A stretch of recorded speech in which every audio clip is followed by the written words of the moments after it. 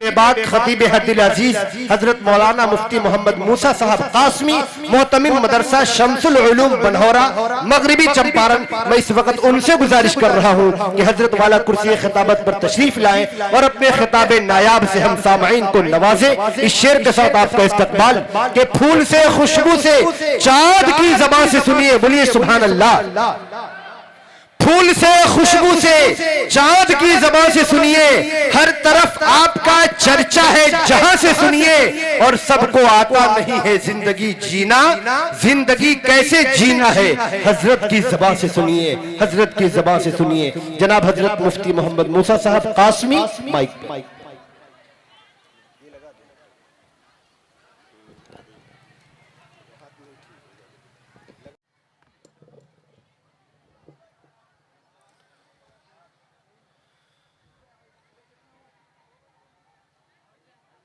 अस्सलामु अलैकुम व रहमतुल्लाहि व बरकातुहू।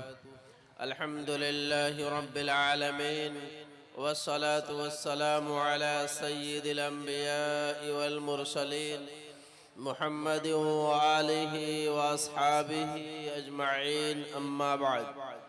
क़ाल अल्लाहु तआला फ़ी कलामिहिल मजीद, अऊज़ु बिल्लाहि मिनश शैतानिर रजीम, बिस्मिल्लाहिर्रहमानिर्रहीम। अहल्लल्लाहुल बैअ व हर्रमर रिबा व क़ाल तआला या अय्युहल्लज़ीना आमनुत्तक़ुल्लाहा व ज़रू मा बक़िय मिनर रिबा इन कुन्तुम मुअ्मिनीन। सदक़ल्लाहु मौलानल अज़ीम। स्टेज पर रौनक अफरोज़ उलमाए किराम, मेहमानान एज़ाम और मेरे दीनी, ईमानी और इंसानी भाइयों, बुजुर्गों और दोस्तों, पर्दा नशी ख़वातीन, मेरी माओ और बहनों, बड़ी देर से उलमाए किराम के कीमती बयानात आप सुन रहे थे। बड़ी अच्छी बातें हमारे सामने आई, हमारी ज़िंदगी के लिए बड़ी कारआमद बातें सामने आई। बातें होती रहेंगी, लेकिन ये मजमा जो हमारे सामने है, मैं दरख्वास्त करता हूँ कि जो बातें उलमाए किराम की तरफ से आए, दिल की गहराइयों से आप उसको कबूल फरमाएं और उस पर अमल करने की इंशाअल्लाह कोशिश करें। इस वक्त बहुत मुख्तसर वक्त में दो पैगाम आपके हवाले करना है। पहला पैगाम इर्तिदाद के हवाले से है और बड़ा अहम पैगाम है। इस वक्त उम्मत में एक बड़ा फितना चल पड़ा है मुर्तद होने का, धर्म परिवर्तन करने का, अपने मजहब को तब्दील करने का। और इसमें हमारे मर्द हजरात भी हैं, ख़वातीन और औरतें भी हैं। बल्कि अगर देखा जाए तो मर्दों के मुकाबले में हमारी माएँ बहनें ज़्यादा इसमें मुलव्विस हैं और मुतासिर हैं।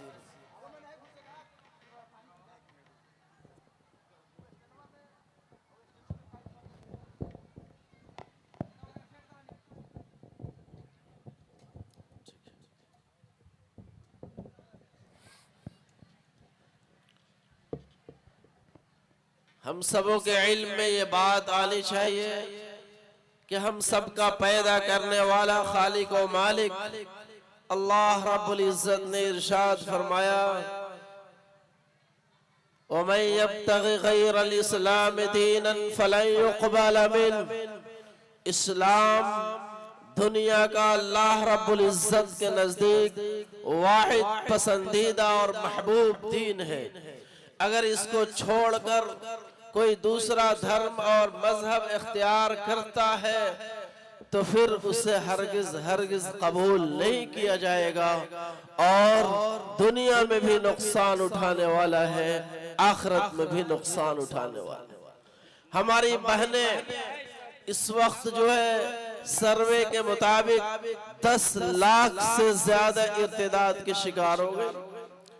आज हमारे मुल्क के अंदर न जाने कैसी हवाएं चली है, इर्तिदाद की मुख्तलिफ शक्लें इस वक्त हमारे सामने। हम सबों को उससे बाखबर रहना चाहिए और चौकन्ना रहना खुद भी चाहिए और अपनी नस्लों को भी चौकन्ना रखने की कोशिश करनी चाहिए। 10 लाख से ज्यादा हमारी बहनें मुर्तद होकर के गैरों के साथ जो गई हैं, उसकी वजह क्या बनी? गार्जियन हजरात को समझना चाहिए क्या वजह बनी है और क्यों इस तरह की बातें हमारे घरों में, हमारे खानदान में, हमारे समाज में पेश आए, क्या वजह बनी। अगर इसके पीछे आप जाएंगे तो आपको ये रीजन समझ में आएगा कि आज जो तालीम हो रही है, मखलूत तालीम, जो एक दुनिया के नाम पर और आला तालीम के नाम पर हम अपनी बच्चियों को ला करके उन स्कूलों में, कॉलेजों में, यूनिवर्सिटियों में डाल देते जहां तालीम मखलूत होती है। एक साथ लड़के भी पढ़ते हैं, एक साथ लड़कियां भी पढ़ती हैं। हम समझ रहे हैं कि हमारी बच्ची जो है आगे बढ़ रही है, तरक्की कर रही है। हमने नहीं समझा कि आग और पेट्रोल एक जगह जमा हो और आग न लगे, ऐसा हो ही नहीं सकता है। हम जो है बिल्कुल आंख बंद करके उनके पीछे जानने की कोशिश नहीं की। जरूरत इस बात की है कि हम बच्चियों को आगे बढ़ाएं, तालीम के मैदान में लाए। शरीयत ने मना नहीं किया है, बल्कि बुजुर्गों ने कहा है एक मर्द पढ़ा, एक फर्द पढ़ा, एक औरत पढ़ी, एक खानदान पढ़ा।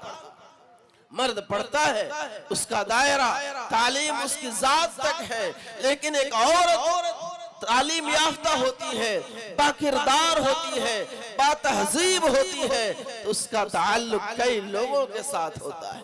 बाप के साथ होता है, दूसरे नंबर पर भाई के साथ होता है, तीसरे नंबर पर शौहर के साथ होता है, चौथे नंबर पर उसके बेटों के साथ होता है।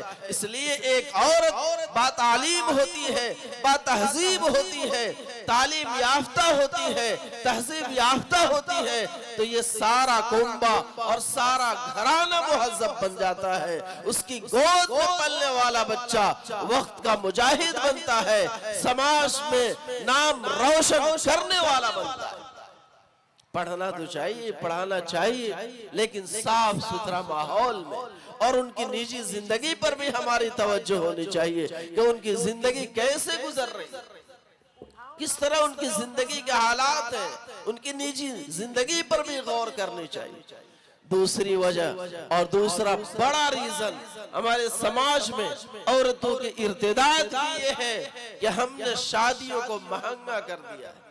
शादियां हमारे समाज में महंगा हो गई हैं और एक जो मुतवस्सित दर्जा, दरमियानी तबका जो है अपनी बच्चियों को, और उससे नीचे तबका की तो बात ही मत पूछिए कि उनको शादी करने की जब बात आती है, बच्चियां जवानी की दहलीज पे कदम रख चुकी हैं, घरों में पैसे नहीं है, जमीन जायदाद नहीं है, बैंक बैलेंस नहीं है, और लड़कों की तरफ से मुतालिबात हो रहे हैं कि हमारा लड़का डॉक्टर है, 48 लाख रुपए 50 लाख रुपए लगे हैं उसको पढ़ाने में, इसलिए आप 50 लाख रुपए दे दें, आपकी बच्ची का हम रिश्ता अपने लड़के से कर देते हैं।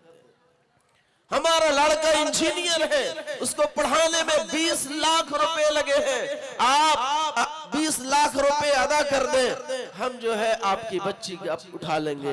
हाय, ये तिलक और जहेज के मुतालबा करने वाले जरा ध्यान से सुने। हमारे आका जनाब मोहम्मद रसूलुल्लाह सल्लल्लाहु अलैहि वसल्लम ने फरमाया, मन तज़व्वज इमरातन लिमालिहा लम यज़िदिल्लाहु इल्ला फ़क़रा, जो माल के लालच में शादी करता है किसी औरत से, अल्लाह उसको फकीर बना देता है। हम लोग तो माल हासिल करके अपने घर भरने चले थे, माल के जरिए से अपनी जरूरत पूरी करने चले थे, लेकिन हमने समझा नहीं ये माल जो लड़की वालों से मुतालबा करके या बिना मुतालबा किए हुए हमारे जेब में जो आता है, ये माल हमारे लिए जायज नहीं है। उलमा ने कहा ये रिश्वत है, और आका सल्लल्लाहु अलैहि वसल्लम ने फरमाया है अर्राशी वल मुर्तशी किलाहुमा फिन्नार, रिश्वत लेने वाले भी जहन्नमी है और रिश्वत देने वाले भी जहन्नम। हमने समाज में क्या माहौल कर रखा है, जबकि शादी सुन्नत है, शादी इबादत है, सारे नबियों की सुन्नत है। नबी करीम सल्लल्लाहु अलैहि वसल्लम ने फरमाया जिसने निकाह कर लिया आधे दीन की तकमील हो गई, उसकी निगाहें भी महफूज हो जाती है, उसकी इज्जत व आबरू भी महफूज हो जाती है। हमने इस इबादत को गंदे माहौल में गंदे तरीके से अदा करने की कोशिश की। आज तो एक फेरिस्त बनी हुई है, लंबी चौड़ी फेरिस्त है। लड़के वाले जब जाते हैं लड़के वालों के दरवाजे पर, बात पक्की हो जाती है, देखने का मरहला गुजर जाता है। लड़के वाले कहते हैं लड़की तो पसंद है, मगर अब ये मगर का जो है ना, मगरमच्छ का मुंह है जो भरता ही नहीं है। एक लंबी लिस्ट है कि आज से हमारा बेटा आपका दामाद बनने जा रहा है, आपकी बेटी हमारी बहू बनने जा रही है, हमें लेना देना नहीं है। हम तो हाजी साहब हैं, हम तो नमाजी साहब हैं, हम तो जमाती साहब हैं, हम तो आलिम साहब हैं, लेकिन समाज जिस डगर पर चल पड़ा है हमें तो कुछ लेना देना नहीं है। आज से हमारा बेटा आपका दामाद बनने जा रहा है, आपके दरवाजे पर बारात लेकर जाएगा, उसको आप पैदल वापस करेंगे, उसको आप मोटरसाइकिल से वापस करेंगे या उसको आप 4 व्हीलर से वापस करेंगे, वो आपको समझना है। सुभान अल्लाह, हमें तो लेना देना नहीं है। आपकी बच्ची हमारे घर आ रही है, सोफा सेट पर सोएगी, नीचे सोएगी, खाट पर सोएगी, वो आपको समझना है, हमें तो लेना देना नहीं है। आपकी बच्ची हमारे घर आ रही है और आपकी बच्ची हमारे घर आ रही है, वो उन जो है फ्रिज वॉशिंग मशीन उसके लिए जरूरी है कि नहीं है, कपड़ा जो है नीचे नल पर धोएगी, कल पर धोएगी या वॉशिंग मशीन में धोएगी, वो आपको समझना है, हमें तो लेना देना नहीं है। एक लंबी फेरिस्त हमने शुमार करा दिया और कहते हैं कि समाज इस डगर पर चल पड़ा है, हमें तो लेना देना नहीं है। मगर कहते कहते उसमें वॉशिंग मशीन भी जा रहा है, उसमें कूलर और फ्रिज भी जा रहा है, उसमें सोफा सेट भी जा रहा है, बर्तन के सारे सेट भी जा रहे हैं और उसमें गाड़ियां भी जा रही हैं, उसमें पैसे और नकदा भी जा रहा है, और फिर भी मगर का मुंह भरने वाला नहीं है। उसके बावजूद भी खबर जो आती है दिल दहला देने वाली, जो अखबार की सुर्खियां छपती है कि नई नवेली दुल्हन को तिलक और जहेज के मुतालबात पूरे न करने पर उनको मार दिया गया, उनकी जान खत्म कर दी गई। दोस्तों, ये सब हमारा समाज गलत डगर पर चल पड़ा है, इससे वापस आने की जरूरत है। आज हमने शादियों को महंगा किया है, हमारी बच्चियां गैरों के साथ फरार होकर के अपने मजहब को भी तब्दील कर रही हैं और अपने खानदान के नाक डुबा करके रख रही हैं। इसलिए इस वक्त इर्तिदाद का जो फितना है उससे हम खुद भी बचे, अपनी औलाद को भी, खास तौर से अपनी बच्चियों को भी बचाने की कोशिश करें। और इस वक्त एक और इर्तिदाद का फितना फैला जिसमें बहुत सारे लोग मुलव्विस हैं, जिसको हम शकील इब्ने हनीफ का फितना कह रहे हैं। शकील इब्ने हनीफ दरभंगा का रहने वाला है, जो दावा करता है कि हम मेहदी हैं, जो दावा करता है हम ही ईसा मसीह हैं। ईसा अलैहिस्सलाम आखिरी जमाने में आएंगे दज्जाल को खत्म करने के लिए, लेकिन उल्टी सीधी तावीलात बता करके ये शकील इब्ने हनीफ जो दरभंगा का रहने वाला है, वो कहता है कि हम ही मेहदी है, हम ही ईसा है। और इसमें बहुत सारे सीधे साधे मुसलमान मुलविस हो गए और उसको मान भी लिए। अफसोस की बात है, जबकि हम सबों को पता होना चाहिए कि मेहदी का नाम नबी करीम सल्लल्लाहु अलैहि वसल्लम ने फरमाया उनका नाम मेरे नाम पर होगा, यानी मेहदी का नाम मोहम्मद होगा। उनके अब्बा का नाम मेरे अब्बा के नाम पर होगा, यानी अब्दुल्लाह होगा, यानी मेहदी का नाम मोहम्मद बिन अब्दुल्लाह होगा। और वो बिहार में नहीं पैदा होंगे, वो जाहिर होंगे मक्का मदीना में, फिर मक्का जाएंगे। और ये खबीस मलऊन दरभंगा का रहने वाला जो दावा करता है उल्टा उल्टा सीधा, और उसमें हम सब मुलव्विस। हमारे इस चंपारण में 2000 से ज्यादा लोग उसके फितने में आ चुके हैं। और ईसा अलैहिस्सलातु वस्सलाम के बारे में हम सबों को इल्म में आना चाहिए कि ईसा अलैहिस्सलातु वस्सलाम जिंदा आसमान पर उठाए गए हैं, और जब दज्जाल आएगा उसके खात्मे के लिए ईसा अलैहिस्सलातु वस्सलाम नाजिल किए जाएंगे, और 2 फरिश्तों के सहारे दिमश्क के जामे मस्जिद में उतरेंगे।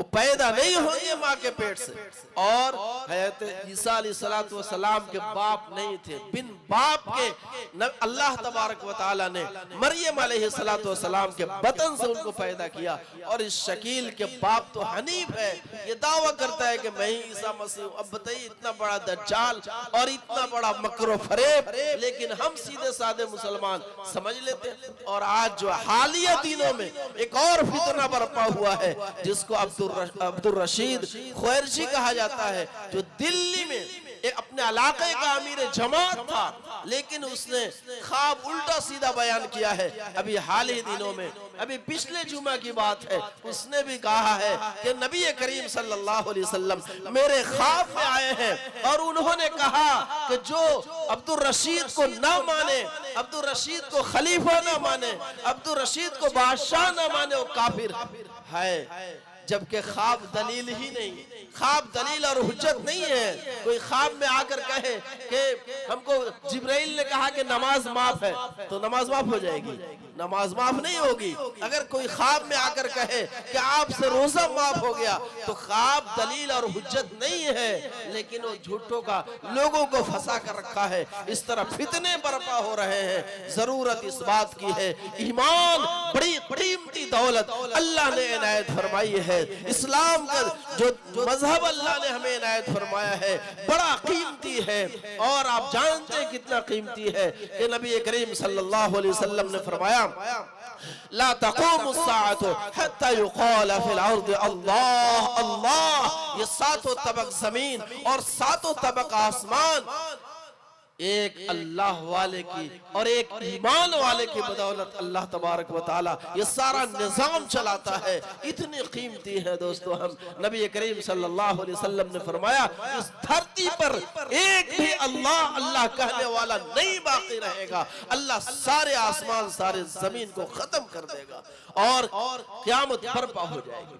इसलिए हम अपने ईमान का सौदा न करें, अपनी औलाद की ईमान का सौदा न कराएं, उनकी हिफाजत करें, अपनी ईमान की हिफाजत करें, अपने नस्लों की ईमान की हिफाजत करें, और इर्तिदाद के फितने से खुद भी बचें, अपनी बच्चियों को भी बचाने की कोशिश करें, और जो है निकाह सादगी के साथ मस्जिदों में अदा करने की कोशिश करें, ताकि ये फितने जो हमारे समाज में बर्पा हो रहे हैं ये खत्म हो सके। दूसरा बड़ा चैलेंज इस वक्त उम्मत के अंदर हराम का है। हराम पैसे कहां से आ रहे हैं हमें एहसास तक नहीं हो रहा है।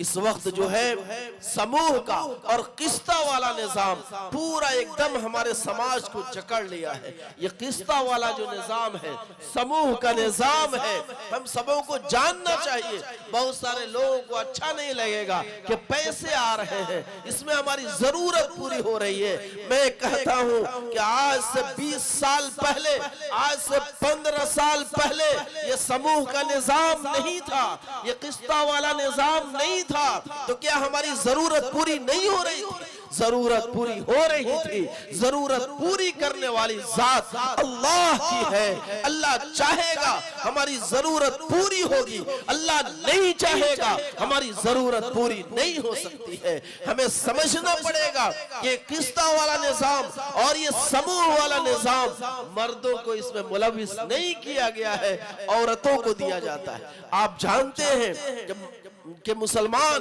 अपना सब कुछ दे सकता है, लेकिन अपनी बहन और बेटियों की इज्जत पर आँच आए, धब्बा आए, ये बर्दाश्त नहीं करता है।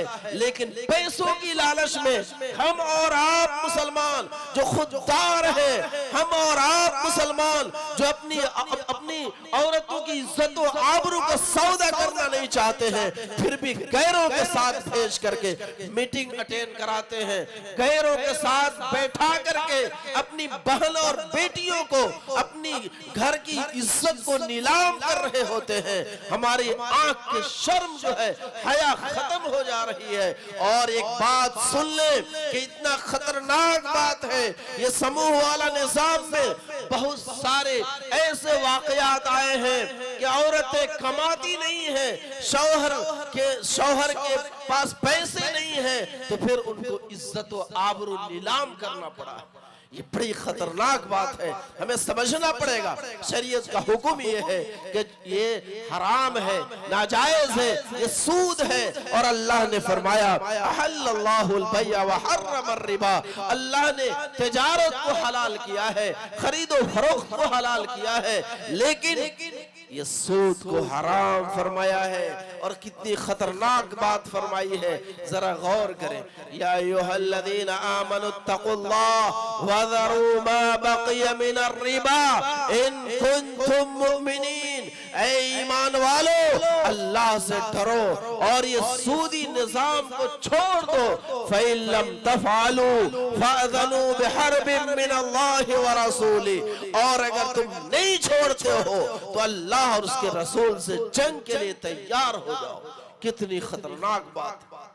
अल्लाह और उसके रसूल से जंग के लिए किसमें दम है, किसमें ताकत है, आप समझ सकते हैं। अल्लाह और उसके रसूल से जंग के लिए तैयार हो जाओ। आज अगर एक आदमी शराब पीता है, एक आदमी जुआ खेलता है, एक आदमी अपने हलक से खिंजीर और सूअर का गोश्त दाखिल करता है, तो शरीयत ने कहा हराम काम किया, उसने एक हराम लुकमा अपने गले से उतारा है। लेकिन नई शरीयत कहती है, अल्लाह नहीं कहता है कि जंग के लिए तैयार हो जाओ, लेकिन 1 रुपए हमने सूद का पैसा जैसे अपने हाथ में लेकर अपने जेब में डाला, अल्लाह और उसके रसूल का ऐलान आता है कि तुमने 1 रुपया लिया है, अल्लाह और उसके रसूल से जंग के लिए तैयार हो जाओ। दोस्तों, नबी करीम सल्लल्लाहु अलैहि वसल्लम ने फरमाया, कितनी बड़ी बात है। मैं ये रिवायत पेश कर रहा हूँ, शायद हमारी आंख की पट्टी खुल जाए, हमें एहसास हो। नबी करीम सल्लल्लाहु अलैहि वसल्लम ने फरमाया, इन्न रिबा नय्यहु व सबऊन बाबन, सूद के 70 से ज्यादा दरवाजे हैं। व इन अहवन बाबन मिन रिबा मिस्लु मन अता उम्महु फिल इस्लाम, और सूद के सबसे कमतर दरवाजे का गुनाह ये है कि कोई बहालत इस्लाम अपनी माँ से बदकारी है। इस्लाम की हालत में उसके दिल में ईमान है, उसके दिल में इस्लाम है, और उसी हालत में अपनी माँ से बदकारी करने का गुनाह है। आज हम और आप जब वो पैसे लेते हैं अपनी जरूरत पूरी करने के लिए, हम नहीं सोचते कि 1 दिरहम लेना कितनी मर्तबा ज़िनाकारी का गुनाह है। नबी करीम सल्लल्लाहु अलैहि वसल्लम ने फरमाया कि दिरहम मिनर रिबा खम्सु व सलासून ज़निया, सूद का 1 दिरहम, सूद का 1 दिरहम 35 मर्तबा ज़िना से ज्यादा खतरनाक गुनाह है। हम इस पैसे को लेते हैं और ये पैसे हराम पैसे हमारे माल में मिल जाते हैं और हम इसका इस्तेमाल करते हैं। दोस्तों, कितनी खतरनाक बात है।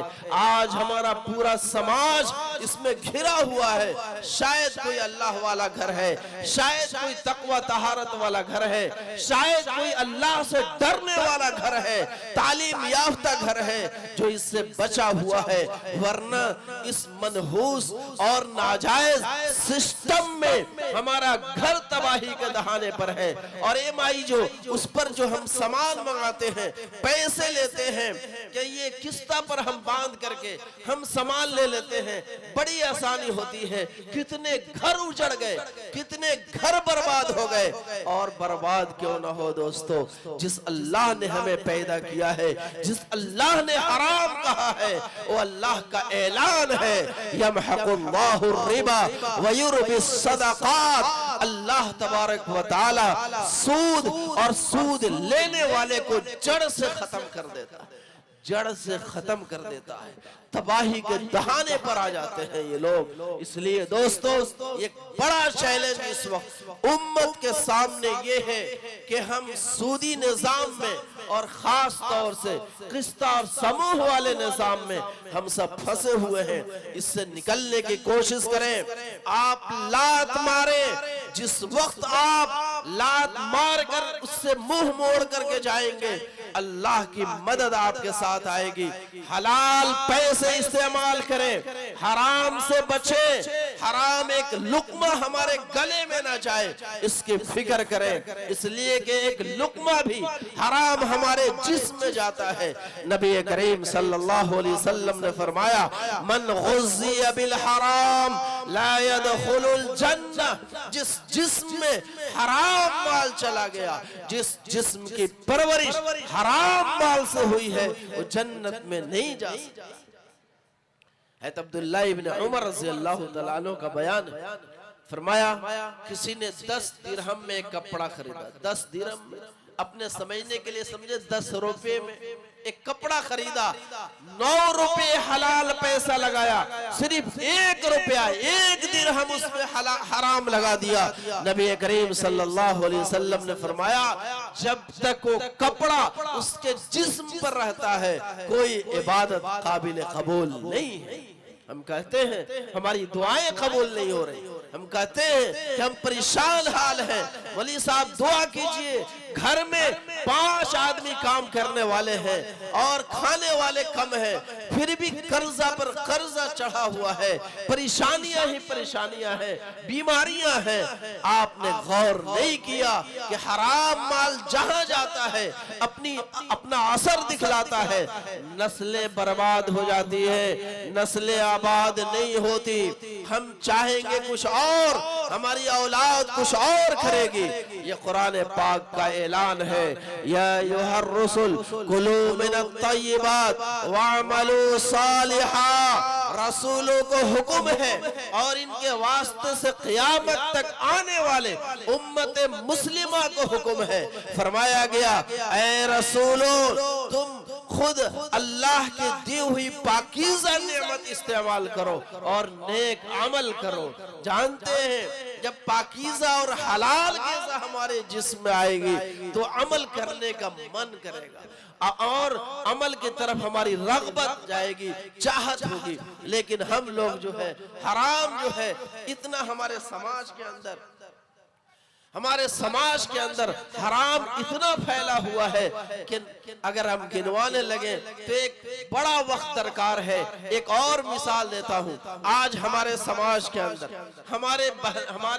हमारी बहनें कमजोर हैं, हमारे भाई कमजोर हैं, हमारे पास ताकत है, बाप का इंतकाल हो गया, बाप के इंतकाल के बाद हम ताकतवर हैं, बहनें मुतालबा नहीं कर सकती है, जानती है कि अगर हमने भाई से मुतालबा कर दिया कि बाप के माल में मेरा भी हिस्सा है, तो भाई कहेगा दोबारा घोड़ा सहन गांव में कदम रखना नसीब नहीं होगा अगर बाप के माल में तूने हिस्सा मांग दिया।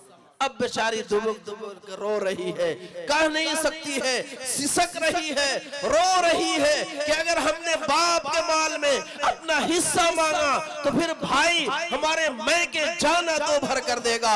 खुदाए पाक की कसम, आप कान खोल कर सुन ले, आज हमारी बहनें कमजोर हैं, आज हमारे भाई कमजोर हैं, आज हमारे पड़ोसी कमजोर हैं, लेकिन इनका पैदा करने वाला खालिक व मालिक अल्लाह कमजोर नहीं है। हमने इनके मालों को कब्जा करके, इनकी जायदाद पर कब्जा करके अपनी औलाद को खिलाया है, है, कल यही औलाद कल क़यामत के दिन अल्लाह के दरबार में एक नेकी घट जाएगी, देने के लिए रौदार नहीं होगी, और अल्लाह के दरबार में हम खड़े होंगे, दूध का दूध और पानी का पानी अलग हो जाएगा, और वहां पर अल्लाह रब्बुल इज्जत के दरबार में कोई कमजोर नहीं होगा।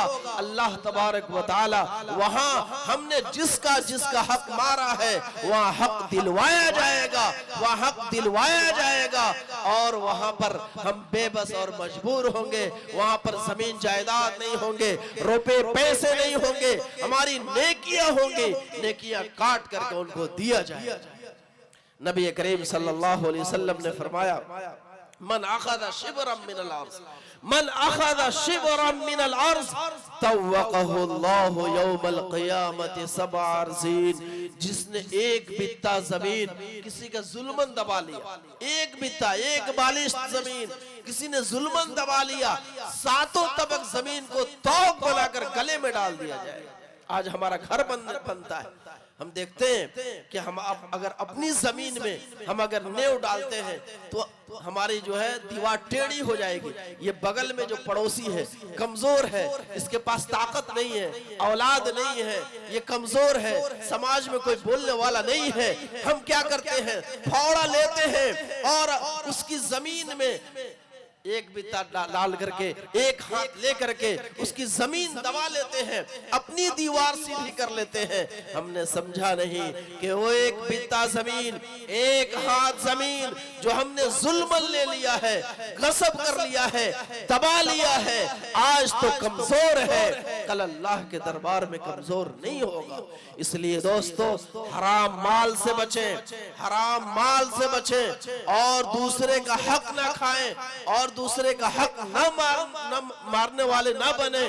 खास तौर से ये बड़ा मजमा है, मैं आपसे पूछता हूँ, इतना बड़ा आपने इस्लाह मुआशरा वाले कॉन्फ्रेंस कराया है और इस्लाह मुआशरा वाला जलसा कराया है, अगर हमारे घर से इस्लाह न हो तो इतना बड़ा जलसा से क्या फायदा? क्या हमने अपनी बहनों का हक दे दिया है? क्या हमने अपने बहनों का हक दे दिया है? क्या हमने अपनी औलाद का निकाह किया बगैर लिए हुए? क्या हम जो है हराम माल से अपने आप को बचते हैं? नहीं तो फिर इसके बाद एक तहैया करके उठे, इंशाअल्लाह हम सूदी कारोबार और सूदी निजाम में नहीं फंसेंगे। अपनी औलाद का जब निकाह करेंगे तो इंशाअल्लाह बगैर तिलक और जहेज के करेंगे, और इंशाअल्लाह बहनों का हक देंगे, बहनों का हक मारने वाले नहीं बनेंगे। इंशाअल्लाह हम सब करेंगे, इंशाअल्लाह करेंगे। अल्लाह ताला कबूल फरमाए, इस मजमा को कबूल फरमाए, अल्लाह आज के इस जलसे को बेहद कबूल फरमाए और इसके पैगाम को आम व ताम फरमाए। आमीन या रब्बल आलमीन।